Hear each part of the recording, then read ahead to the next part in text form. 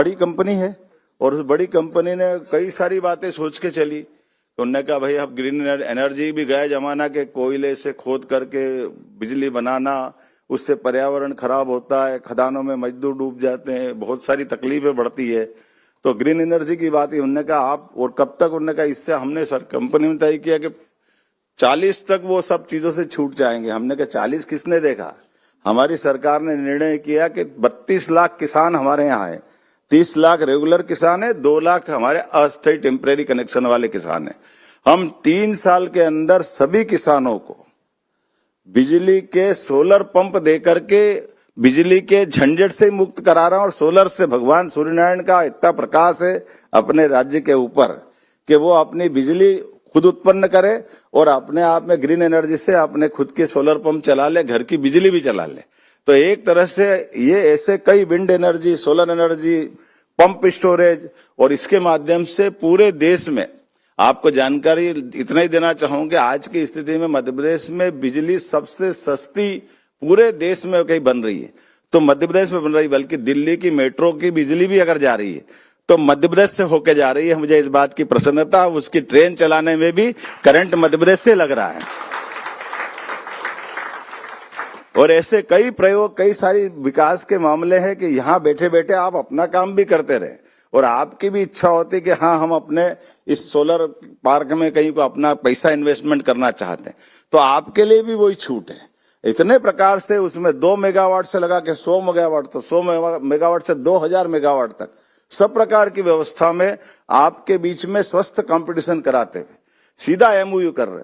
और एमओयू की इतनी अपने आप में गंभीरता भी है बिजली के लिए कि जैसे हमने आज से 15 साल पहले जब एमओयू किया था किसी व्यक्ति के साथ मिलकर के 14 रुपए यूनिट बिजली लेंगे, तो हम उसको 14 रुपए का भुगतान कर रहे हैं। भले आज हमको 4 रुपए में बिजली मिल रही तो 4 रुपए में भी हम देने को तैयार है, जिससे कमिटमेंट है सरकार के माध्यम से। तो जो ऐसे निवेशक जो अपने यहाँ काम करते करते मध्य प्रदेश में भी निवेश करना चाहते, उनके लिए भी वो सारी अनुकूलता हमारे तरफ से देके चल रहे हैं। ऐसे एक नहीं कई प्रकार के आज बदलते दौर में जिस प्रकार से हमारे अपने राज्य के अंदर एडिकेटेड एरिया, सिंचाई का रकबा 1956 में केवल 7 लाख हेक्टेयर था। और बताऊंगा तो थोड़ा अटपटा लगेगा, कभी कभी ऐसा लगता है कि मैं किसी जगह ऐसी बात बोलूंगा तो ये अपन कांग्रेस बीजेपी की बात तो नहीं करते, क्योंकि बाहर तो हम इकट्ठे ही हैं, लेकिन ये बोलने में आश्चर्य तो लगेगा सही, लेकिन ध्यान जाएगा कि कहाँ हमारा 1956 में, आप तो आजकल तो चैट जीपीटी का जमाना है, आप खोल के देखोगे तो 1956 में गेहूं 94 रुपए कुंटल था। और वो गेहूं आज हमारे 2002-03 तक मध्य प्रदेश में जब माननीय दिग्विजय सिंह जी की सरकार थी तो 550 से 600 रुपए कुंटल में बिक रहा था। यानी किसानों की प्रोग्रेस 55 साल में केवल 500 रुपए कीमत बढ़ी उनकी। और उसके उल्टा आज की स्थिति में जब मैं आपसे बात कर रहा हूं, आज की स्थिति में 2600 रुपए कुंटल गेहूं खरीद रहे हैं हम अपने किसानों के लिए। ये 20 साल में 2000 रुपए कुंटल का हमने बढ़ावा दिया। और आज भारत के अंदर सबसे ज्यादा फसल उत्पादन करने में पंजाब के बराबरी में अगर कोई काम कर रहा है कोई राज्य तो मध्य प्रदेश से मुझे इस बात की प्रसन्नता है। इतनी तेजी से हमने न केवल फसल के सेक्टर, सभी सेक्टर में समान रूप से आगे बढ़े। और आप कौन सा क्षेत्र छूटेगा जिसमें मैं बात करूंगा तो डिफेंस सेक्टर से लगा करके हमारे बीच में आज अपने स्पेन के अंदर बहुत सारे प्रकार से जो हमने संभावना वाले क्षेत्र निकाले। जैसे आपने कहा मैं एग्रीकल्चर सेक्टर की बात कर रहा हूं, हार्टिकल्चर की बात कर रहा हूं। हर एक सेक्टर में बराबरी से उत्पाद को बढ़ावा देते हुए सरकार बहुत जबरदस्त रूप से, तो फूड प्रोसेसिंग, एग्रो इंडस्ट्री के हमारे अलग अलग प्रकार के mega food park, cold chain, warehouse जैसी सुविधाएं तैयार है। आईटी और डिजिटल सेक्टर में भी हमने बहुत तेजी से इंदौर, भोपाल जैसे सेक्टर में आप अगर दिन में देखेंगे तो आईटी के लिए हमने अपने कभी कल्पना नहीं करेंगे। इंदौर हमारा सबसे महंगा शहर है और महंगे शहर में भी महंगे में सबसे ज्यादा तो MR10 की कीमत है, लेकिन MR10 के ऊपर भी आईटी के सेक्टर को प्रमोट करते हुए 1/10 कीमत पे हम जमीन देने को तैयार है। तो ये जो अपना डेटा सेंटर या आईटी पार्क केवल इंदौर में बन रहे थे, अब केवल इंदौर में नहीं, इंदौर, उज्जैन, भोपाल, ग्वालियर, जबलपुर, यहाँ तक कि रीवा ऐसे स्थान पर भी आईटी पार्क हमारा बन रहा है। तो हमारे युवाओं को भविष्य की दृष्टि से रोजगार भी मिले, उनके टैलेंट के बलबूते पर वो अपनी खुद की साख भी बनाए और मध्य प्रदेश और देश को आगे बढ़ाए। तो सरकार के माध्यम से सभी प्रकार के हमारे सपोर्ट के, उनकी ताकत की आवश्यकता है। इसलिए कौशल विकास के मामले, अभी जब हम बैठे थे तब हमारी यूनिवर्सिटियां 1956 से लगाकर 2002-3 तक केवल 12 यूनिवर्सिटी थी।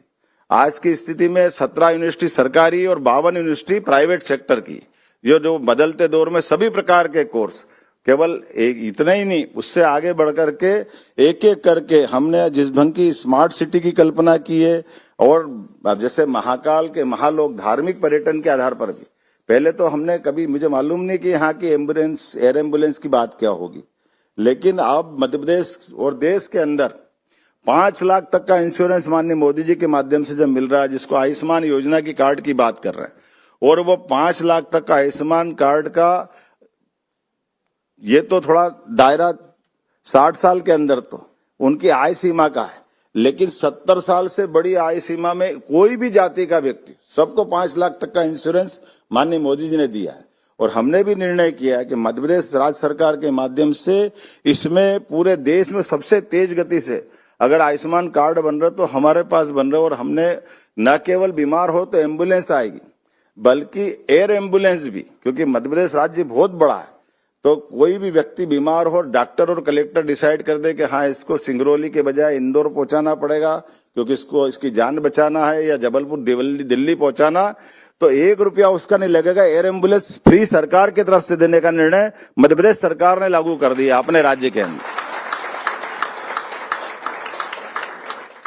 मानव मूल्यों के आधार पर हमारी जो केवल बोलने की बात नहीं, कोई चौराहे पे घायल है और किसी करंट से एक्सीडेंट हो गया और एक घायल आदमी को हॉस्पिटल पहुंचाना है, 1 घंटे के अंदर अगर वो पहुंच जाता है तो उसकी जान बच जाती। ऐसे में ये मानवता के आधार पर योजनाओं को लागू करने का सिलसिला चालू किया। तो गंभीर घायल को हॉस्पिटल अगर कोई राहगीर योजना के माध्यम से पहुंचा देगा तो पहुंचाने वालों को पुलिस परेशान नहीं करेगी, बल्कि 25,000 रुपया उसको इनाम देगी मध्य प्रदेश सरकार के, आपने ठीक काम किया, ये व्यक्ति को समय पे पहुंचा दिया। तो जिस आदमी को पहुंचाओगे, किसी का बाप भाई कोई न कोई रिश्ता तो होगा, उसके परिवार में एक तरह से मदद मिलेगी। ऐसी कई सारी बातों को लेकर हम आगे चल रहे हैं। टूरिज्म के सेक्टर की बात आ रही है, अब बताओ, आप अंदाज लगा लो, 100 करोड़ की होटल आप अगर बनाते हो तो 100 करोड़ की होटल में, होटल आपकी व्यापार व्यवसाय आप करोगे, भले ही आप यहां से भी काम करोगे, तो 30 करोड़ की सब्सिडी हमारी सरकार की तरफ से देने को तैयार है कि 70 करोड़ की होटल 100 करोड़ के खाते में आपके आएगी। लेकिन मध्य प्रदेश सरकार ऐसी कई सारी योजनाओं को लेकर के बहुत सारे प्रकार से प्रमोशन कर रही है। ऐसे कई सारे सेक्टर जिसमें बता सकता हूं, लेकिन ये शाम का समय तो केवल आप और हमको मिलने का था, आनंद के साथ बात करने का था। व्यापार व्यवसाय की तो बहुत सारी पॉलिसियां हमारे यहाँ कभी भी आप संपर्क करके लेंगे, लेकिन सच में आप सबको मिला तो सारी थकान दूर हो गई, आनंद आ गया आपसे बात करने का।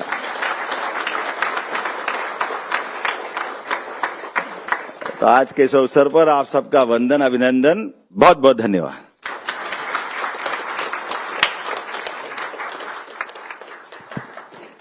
आपका बहुत बहुत धन्यवाद माननीय मुख्यमंत्री ji. Thank you so much sir for your